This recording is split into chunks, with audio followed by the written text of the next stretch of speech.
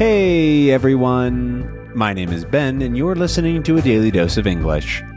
This is a short, simple podcast that you can listen to every day to improve your English. You can find transcripts for all episodes and more on benslanguagelab.com. I'm glad you can make it today. In this episode, we're going to be talking about burnout. Burnout is... So there's the definition that we generally use, which is when you get essentially really tired of something and it's very, very difficult to focus on that thing or to continue with that thing in some way. So it's very common, for example, in work. If maybe you really like your job, you enjoy your work, but one day you just go, oh, I cannot think about this right now. It's really difficult. I don't want to do this. That's probably burnout. Burnout is something that we all experience. It's very, very common.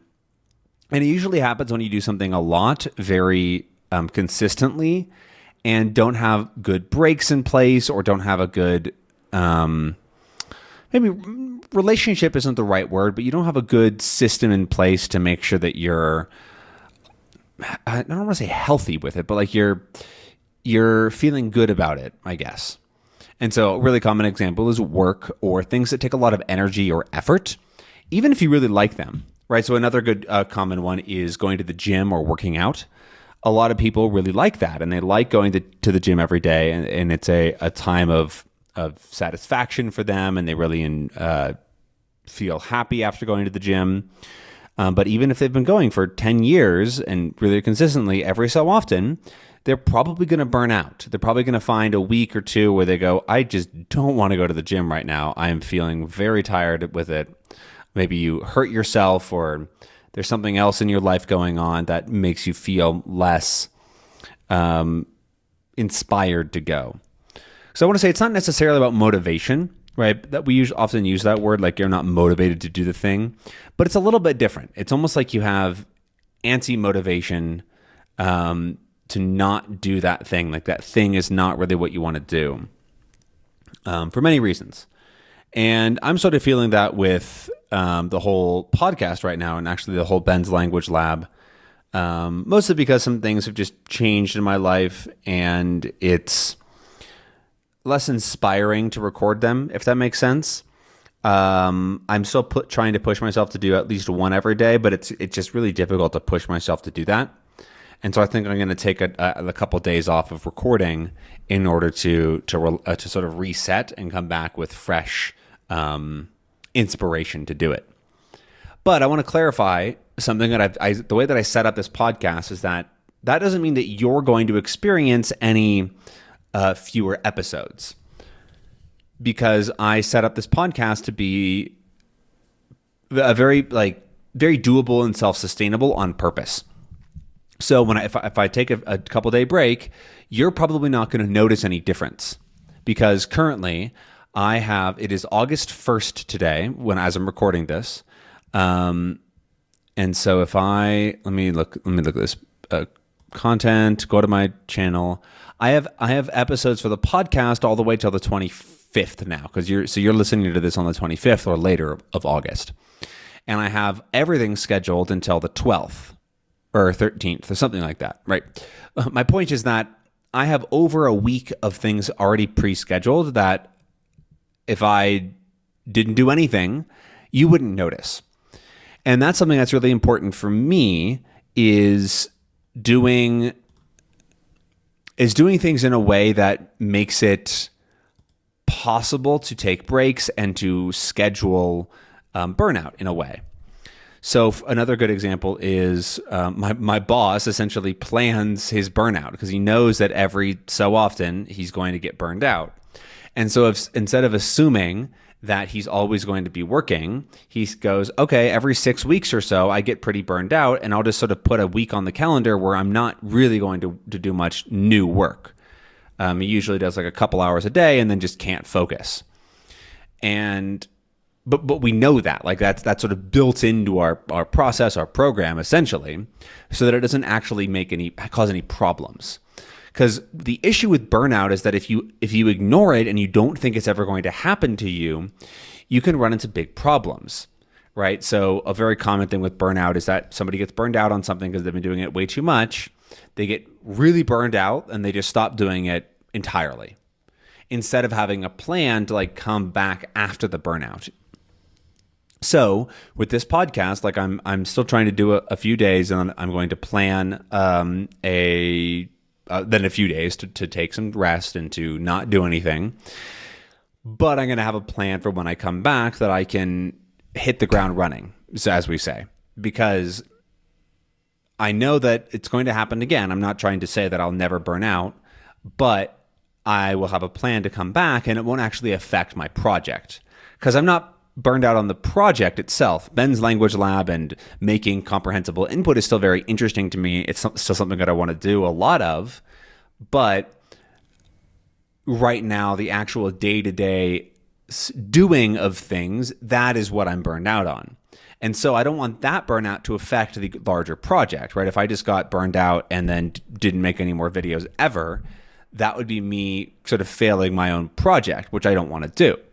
And so instead, I keep in mind that, okay, things are going to happen. That's why I want to be about a month ahead of things. Right now, like I said, I'm only really 2 weeks ahead, essentially, let's say. I have more podcast episodes recorded because those are a little bit easier, but they're also daily, so I try to keep them, be more consistent. But because I try to stay a month ahead, that means that I have potentially a lot of time to rest and then bring that back up. So essentially, my plan is to be prepared enough that I can take breaks if I need or when I want or whatever, and not feel bad or not feel like I'm failing on my own project, because that would just make you feel worse.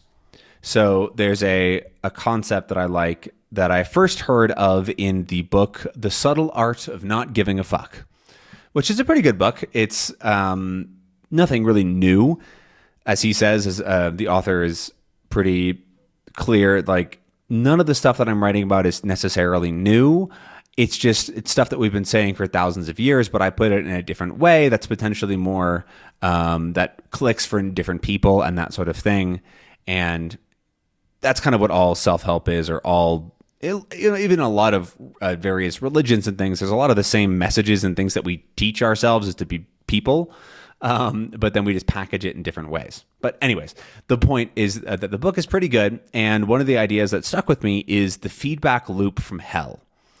So the feedback loop from hell is this idea of, so the most obvious one is if you are anxious, then you get anxious, and then you feel anxious because you now feel anxious. That makes you feel more anxious because you feel that you're being weird, and then you feel more like it just creates this feedback loop, right? One thing causes you to feel another thing, which causes you to feel another thing, which causes you to feel another thing, right? That creates a loop, right? If you think about it visually, it goes from one to the other, around and around and around.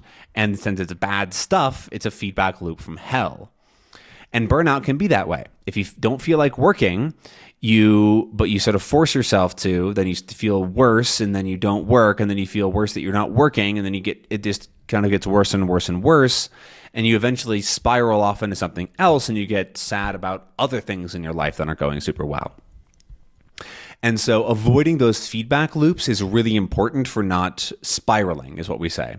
To spiral is when you spiral out of control, and one thing leads to another, and suddenly, instead of working, you are sitting on the couch every day eating potato chips or whatever the example is. And so making sure that your burnout doesn't actually create a loop is great. And that's when you can rest, you can recharge, and then come back stronger than ever without hurting yourself or your long-term goals necessarily.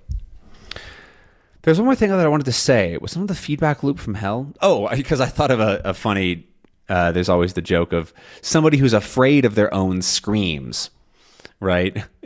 Would be a feedback loop from hell, because if you scream for some reason, you're afraid of that, which makes you scream more, which makes you more afraid, which makes you scream more. And that's another example of a feedback loop, potentially from hell. But yeah.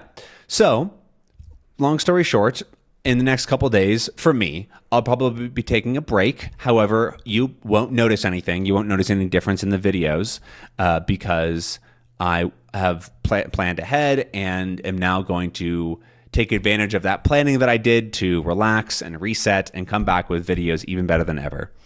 So yeah, that's all that I have to say on that. I hope that you enjoyed this episode and maybe learned a little something.